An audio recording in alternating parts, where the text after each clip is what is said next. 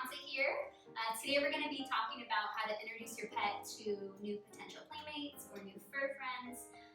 Now before I start, I do want to let everyone know that these are just general steps and they will need to be adjusted just depending on your pet's temperament, your pet's history, your pet's age. So please keep that in mind.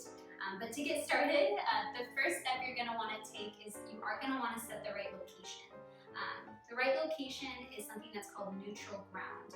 Now neutral ground is just a place in which your pet doesn't have an emotional connection to, and a place where they won't necessarily become territorial.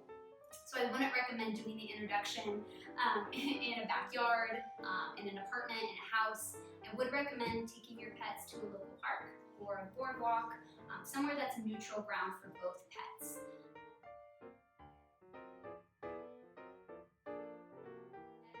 Once you set your neutral ground, you are going to want to make sure that you have full control over your animal, meaning you're going to want to have them leashed, harness set in place, anything you can possibly do to make sure that you have firm control during this introduction.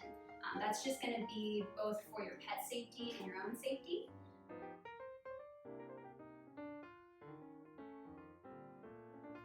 So the third step you're going to want to take, once you've set the right environment, you have control over your pet, it's just going to be the walk. You'll want to walk down the boardwalk, along the park for about 5 to 10 minutes, keeping your pets at about a 5 to 10 foot distance from one another. This is going to be a great way to naturally acclimate your pet to the new presence without any sort of anxiety or nervousness to follow along with it.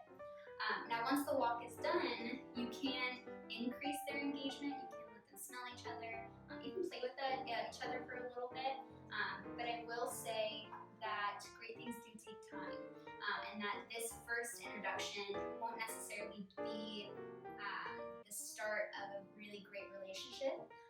Like humans, best friends are not made in a day, so if your dog does need to meet this new playmate on multiple occasions, that might be just what you have to do. You're really going to have to take your pet's body language, your pet's actions during that introduction into account when deciding this.